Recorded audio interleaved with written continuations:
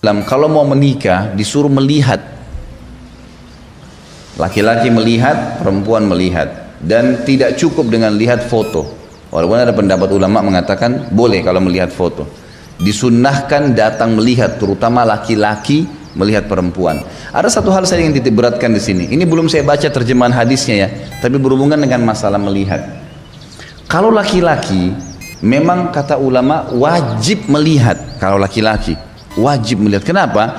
Karena laki-laki itu lebih cenderung dengan masalah fisik.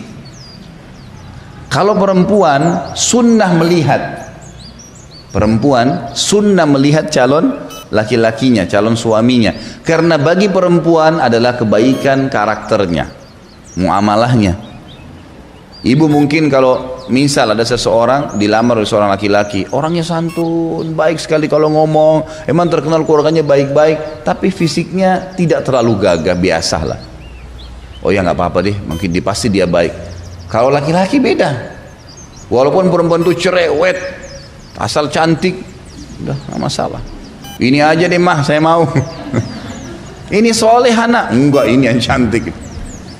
Fisik beda. Makanya di sini perintah melihat bagi laki-laki itu hukumnya wajib.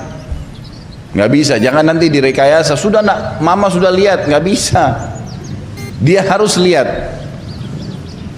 Pas waktu nikah, ya mah nggak seperti yang diceritain. Nah, bagaimana kira? Kan nggak boleh, harus lihat. Jadi itu perintah agama kita memang ya, dibolehkan melihat. Beberapa hadis yang akan kita pelajari ke depan ini, beberapa hadis saya bilang mungkin 3 atau lebih, semuanya berbicara tentang masalah wajibnya laki-laki melihat. Dan bagi perempuan hukumnya sunnah. Boleh dalam Islam kalau ayahnya itu orang saleh. Ayahnya orang saleh. Memang dia orangnya baik, bijaksana, bukan tipologi ayah yang kadang-kadang ego, hanya memang dia dasarnya rusak hidupnya ya, pemabuk apa segala itu tidak masuk. Tapi ini orang saleh. Boleh dalam Islam, beberapa ulama fikih mengatakan dia menikahkan anak perempuannya walaupun anak perempuannya belum lihat laki-laki itu, karena dia tahu maslahatnya. Itu sering terjadi dalam kisah para tabi'in gitu kan, orang-orang saleh dulu. Mereka kadang-kadang menikahkan, kalau dia tahu ada orang saleh, dia langsung nikahkan anaknya. Kamu mau nikah sama anak saya? Maka laki-laki itu kalau bilang iya, langsung dilamar, dinikahkan. Maksudnya disuruh laki-laki itu mengatakan iya, jadi itu tanda lamaran dia, maka dinikahkan. Banyak terjadi, seperti kasus misalnya Sa'id bin Musayyab rahimahullah, seorang ulama tabi'in. Anaknya dia perempuan itu terkenal sekali kecantikannya, hafal Quran, hafal hadis ribuan, dihormati sekali di Madinah, dan ayahnya ulama besar. Jadi tabi'in itu sudah ulama, ini pimpinannya ulama terkenal sekali, Sa'id bin Musayyab rahimahullah. Kemudian anaknya ini pernah dilamar oleh kandidat khalifah. Jadi ayahnya khalifah, ini kalau ayahnya mati gitu kan, anaknya ini jadi khalifah udah. Dan ini ayahnya sudah tua, udah 90% jadi khalifah, dan memang betul jadi khalifah setelah itu gitu kan. Melamar anaknya Sa'id bin Musayyab, nggak diterima. Orang semua heboh, ada orang nolak. Anaknya raja, anaknya khalifah. Khalifah tahu apa, ibu-ibu sekalian? Khalifah ini bukan seperti kita presiden. Presiden itu kecil ya.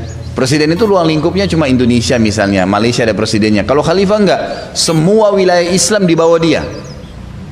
Itu istilah khalifah. Jadi misalnya khalifah dulu seperti khilafah Abbasi, ibu kotanya di Irak ya. Semua wilayah Islam dulu, Jazirah Arab, Afrika, daerah Spanyol dulu gitu kan, itu semua di bawah dia. Jadi ini bukan cuman raja, bukan cuman presiden, di atasnya khalifah tuh dilamar, ditolak. Subhanallah. Sa'id bin Musayyib dalam sebuah kisah dikatakan dia lagi duduk di majelisnya, kemudian ada murid dia selalu hadir. Anak ini selalu bertanya, rajin, saleh orangnya gitu kan. Satu waktu anak ini sudah 2 minggu nggak hadir pengajian, bertepatan lamarannya khalifah itu untuk anaknya datang. Pas datang ke taklim, kata saya, kamu dari mana? Selama 2 minggu, dia tahu nih muridnya yang sering hadir gitu. Dia bilang, Syekh, istri saya baru meninggal. 2 minggu lalu tuh meninggal, kemudian saya masih terpukul dengan keadaan itu. Maka saya belum bisa hadir di majelis ilmu, saya sempat urus jenazahnya, terus terima orang-orang yang bertakziah. Ya saya menyelesaikan utang-utang yang ada, wasiat, masih ada yang saya kerjakan. Jadi insya Allah mulai hari ini saya sudah bisa aktif lagi. Kata syekhnya, kenapa? Kata saya, kenapa kok nggak cerita sama saya? Mungkin saya bisa bertakziah juga. Dia bilang, Syekh saya nggak mau sibukkan anda seorang alim yang mungkin sibuk dengan ilmu. Untuk apa sibuk dengan keadaan saya yang, maksudnya saya orang biasa lah gitu kan. Kata syekhnya, saya bilang, apa kau mau menikah dengan anak saya?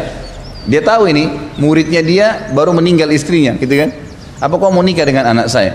Kata dia, Syekh apakah anda tidak salah memilih saya? Saya sekarang seorang duda, baru istri saya meninggal gitu kan. Saya orang miskin, nggak punya apa-apa. Memang dia belum punya anak dari istrinya meninggal. Tapi saya tidak punya apa-apa. Saya hanya seorang penuntut ilmu yang hidup seperti anda tahu. Kata saya tidak ada masalah. Kalau kau mau, saya nikahkan kamu. Dia bilang, saya mau Syekh. Dia tahu siapa ini calon mertuanya gitu kan. Langsung pada saat itu saya panggil dua saksi, ya, disuruh dia keluarkan apa yang dia miliki dari mahar. Nanti kita pelajari ya, mahar itu boleh kalau orang miskin sekali boleh dengan ayat Al-Quran.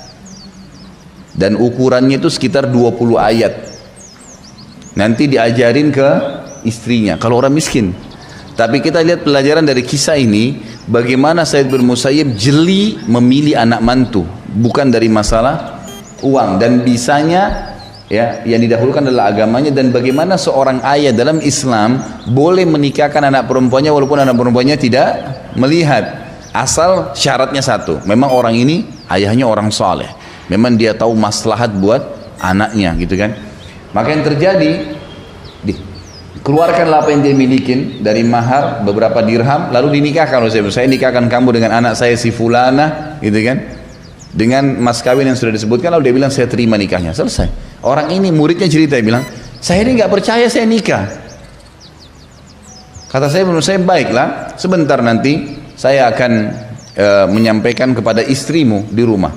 Dia pulanglah, disampaikan kepada istrinya, dan dia bilang kepada anaknya, nak, ayah sudah menikahkan kamu sama murid ayah si fulan, dan kamu sudah jadi istrinya. Anaknya karena juga penuntut ilmu, faham agama, dia tahu ayahnya nggak mungkin pilih salah. Dia bilang, baik ayah, sudah. Kata si anak mantunya ini, saya lagi duduk waktu itu lagi puasa sunnah dia. Dia bilang, saya lagi puasa Kamis, terus mau buka puasa. Begitu azan buka puasa, saya mengambil beberapa kurma yang saya miliki dengan segelas air. Lagi azan tuh, lagi buka puasa, tiba-tiba ada yang ketuk pintu. Dia bilang, saya tanya, siapa? Maghrib nih, kok ada yang ketuk pintu? Lalu yang di depan pintu bilang, saya Said.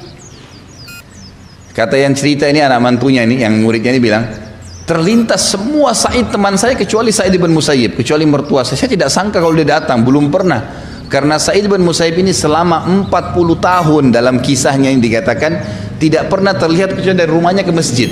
Tidak pernah ke pasar, tidak pernah kemana-mana. Pokoknya 40 tahun itu rumah masjid, ngajar, sholat, gitu aja, pulang ke masjid, terkenal sekali. Jadi nggak pernah khusus datang ke rumahnya orang, apa itu nggak pernah. Jadi dia bilang terlintas semua nama Said kecuali guru saya nih. Terus saya buka pintu, saya kaget, ternyata guru saya. Lalu saya mengatakan, Syekh, wahai guruku, kenapa anda yang datang, mesti saya yang datang?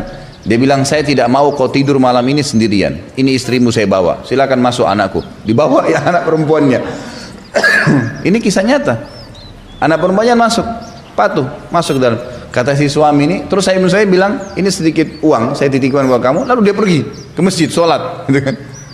Kata si anak mantunya ini, saya benar-benar nggak tahu mau buat apa. Ini anak belum pernah ngomong, belum pernah ketemu. Di bawah sudah jadi istrinya. Dia bilang, saya coba masuk membersihkan, berantakan nih. Lagi buka puasa, roti buka sobekan, kurma bekas digigit. Ini orang menikah gitu, keadaannya gini, rumahnya berantakan, dia sendirian. Maka dia pulang, saya rapikan secepat mungkin, lalu saya pamit ke masjid. Dia sholat, balik.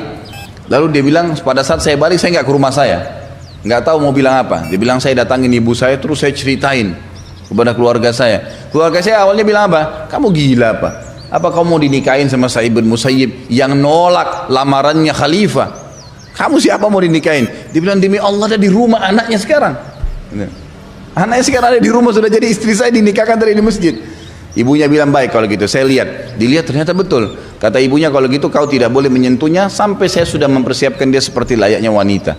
Kata anaknya, silahkan. Akhirnya ibunya bawa ke rumahnya, seperti umumnya orang didandanin dulu segala. Ini kan langsung di store saja gitu sama ayahnya gitu.